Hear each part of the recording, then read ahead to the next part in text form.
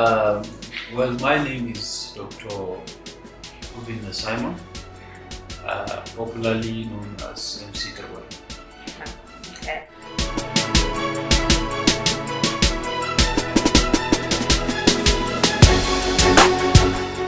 Well, my declaration to run for AMAC chairman isn't recent. Okay. Well, this is like about 5 months ago when I did my declaration to run for AMAC chairman. One of the factors that drew me into this contest is the welfare of people, especially those residing in the satellite towns and the other communities. I have a foundation that has really informed me the living condition of a lot of people here in AMAC, and we reached out to some of them. As an NGO, we are not having any external funding. We are using our personal resources to do that, so we were able to do the little we could do. As at when we were doing this, I've never thought for one time that I'm going to contest for AMAC chairman, not for one day. We were doing it because we saw it is the right thing to do, and well, today here we are seeking an office that will also provide us with the opportunity to do greater than what our foundation has done in the past.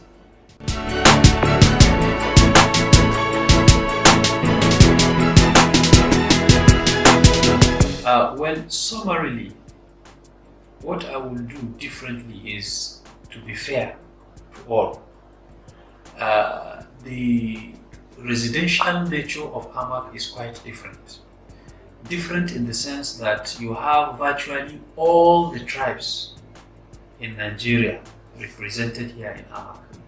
So you need somebody who is a bridge builder, somebody who is a unifier, somebody who is very creative to push things forward. And the person we are talking about, the person talking to you right now, okay? Because by origin I'm an Igbo man, by birth I'm an Hausa man, born and brought up in Katsina State, or virtually all my life. And I have no reason whatsoever to criticize any other tribe, okay? Because even while I was in the high institution, I have a lot of friends from different tribes that we were together schooling and the rest of it. So in a nutshell, I intend to be fair to everybody. I intend to govern when given the opportunity with integrity. Integrity because I'm a young man. I do not intend to end my political career in AMAC. I would want to also go further, another position that is higher than AMAC. So if I have such intentions, it therefore means I have to leave a lasting legacy I can make reference to when vying for another office.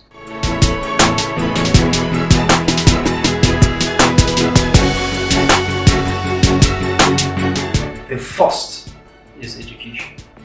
Very, very important to me. Maybe because I'm a teacher. I am taking education very, very seriously. Second is the health centers. Okay? The health centers are nothing to write home about. Same with the education. Nobody will believe in FCT you have a school where children are sitting on the floor to receive lessons. There are no desks. To think that it is even the capital of the federation. Exactly. Nobody will believe that. Also, nobody will believe that students are taking lessons in a classroom where the roofs have been taken off by wind. Okay? So, I mean, there is no reason, there is no excuse for such failure. No excuse whatsoever. And then another thing is about the welfare of the people. I have other things I want to do for AMAC, but these three are very important. Okay. Education, health, and the welfare of the people. Because a hungry man is an angry man. You have insecurity, people will just jump and tell you that number one thing you should solve is insecurity. No, there are components that you must deal with before you talk about security. If you don't deal with those components, you are just wasting your time because you are attacking the problem from the wrong angle. You understand? When you give people job, take care of them, they are well fed, nobody will think of committing crime. I'm not saying we're going to stop crime completely, but we'll bring it to the barest minimum.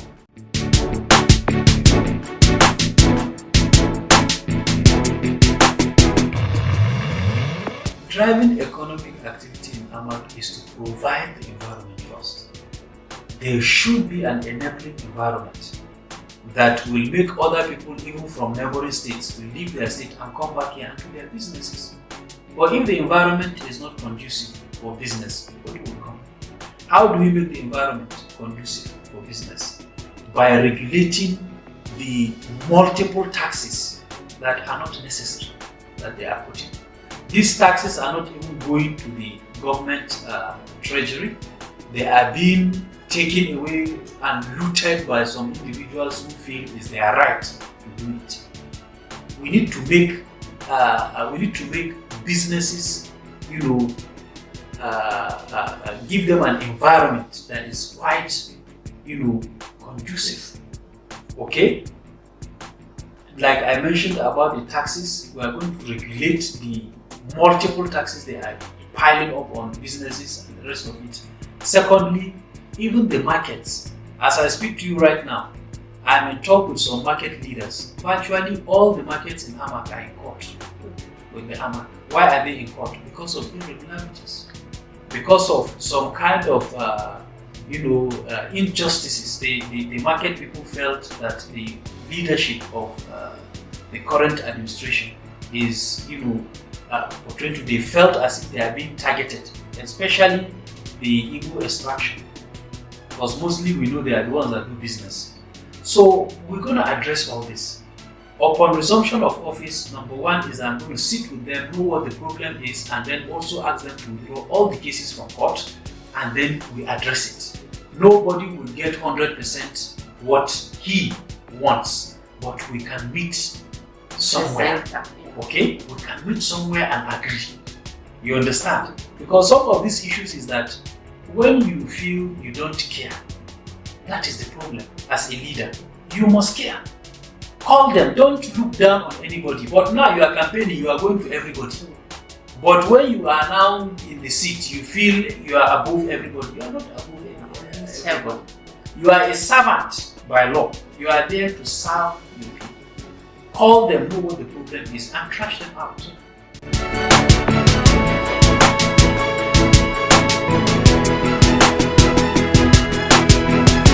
It's very simple. I have mentioned before in one of the interviews I had with the Arise team, I told them that if you don't take care of the satellite towns, all these rural areas, you that feel you are in the city center, you are in Maitama, you are in Asokoro, you are not safe. Because they are the ones that will come inside the town and terrorize the town. Okay? I told them that the only thing that we will do to arrest this situation is provide jobs for these youths. You cannot see somebody who is 60 or 65 years old coming to commit crime. I don't say that you don't find people committing crime along that age, but it is rare to see. Okay? So provide them a job. My intention in Amak is to get factories that produce things that other neighboring states can come and buy from Amak. And we label it made in Amak. You understand? Made in Amak. Who made this? Amak. Amak as a local government is the one that made this. And people will come and buy from it. Such factories can give jobs to thousands of youths. Sometimes it's because they don't have jobs. I'm not saying it's an excuse, but we are addressing the issue. We are addressing the reasons behind what is happening. Because an idle man is a devil's wash. Exactly. So give them job, get them engaged, keep them busy. Crime will go down.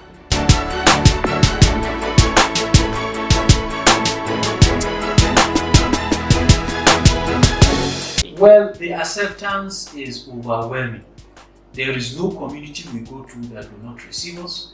There is no group we go to that will not receive us with open arms. Mind you, I have a background that is for all. In Amak, you have 60 to 65% residents as Igbos who are doing business, and they are some.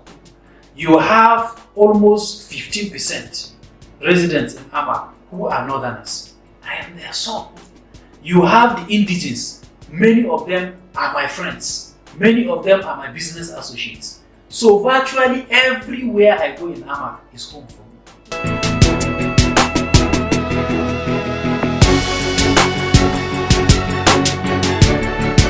Well, in the next 10 years, only God knows what happens in the future, but we can only plan towards it. Okay. There's no doubt those who are leading this country, that generation is fizzling out gradually. And then Nigeria is waiting for those who will take over. Well, we are at the corridor, waiting.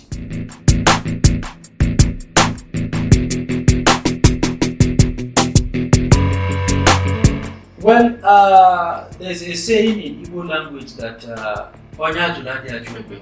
anybody who they reject does not reject himself. Yes. So the party I belong to for many years rejected me by their processes, which I feel it is unfair that people are in the party, you didn't give them opportunity, but then you went ahead and give opportunity to somebody who is in another party, who just came in 2-3 months into the party, and it's more or less like handing over the party to him. Nobody will be happy. We are all human beings. And that is why we decided, okay, fine. Since you have denied us opportunity here, let's go and get another platform that will give us same opportunity.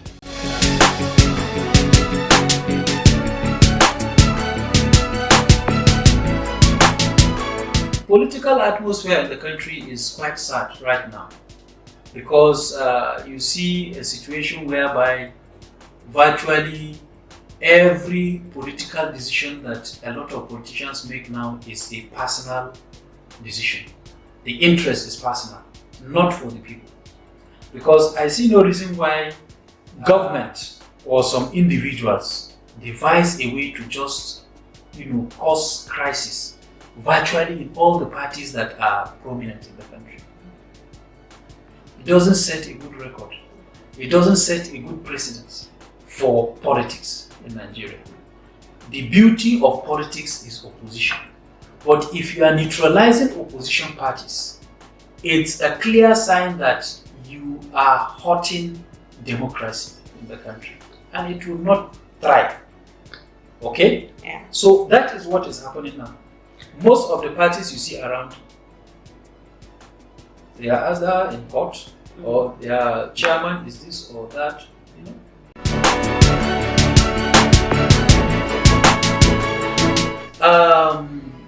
What I will say is that the electorates should be focused, not distracted. The incumbent party, they are busy sharing money now. I urge them to collect that money. It's their money, and it is time for them to collect it. Collect the money, and then choose the right candidate. And that right candidate is Dr. Obinna-MC Tagwaye under SDP. Collect the money and vote SDP.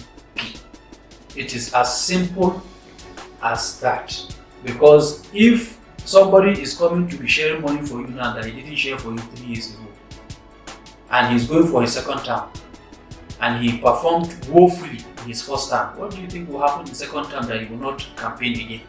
Well, the answer is to the electorates.